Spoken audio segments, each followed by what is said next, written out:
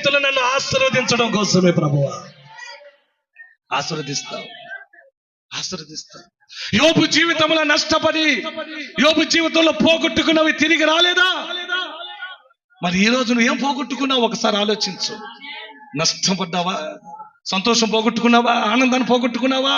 దేవుని కృపను పోగొట్టుకున్నావా? ఐశ్వర్యాన్ని పోగొట్టుకున్నావా? సమృద్ధిని పోగొట్టుకున్నావా? మేలును పోగొట్టుకున్నావా? నీ ఇంటి వాతావరణం అనే సంతోషం లేకుండా బ్రతుకుతున్నావా? రాసుకో.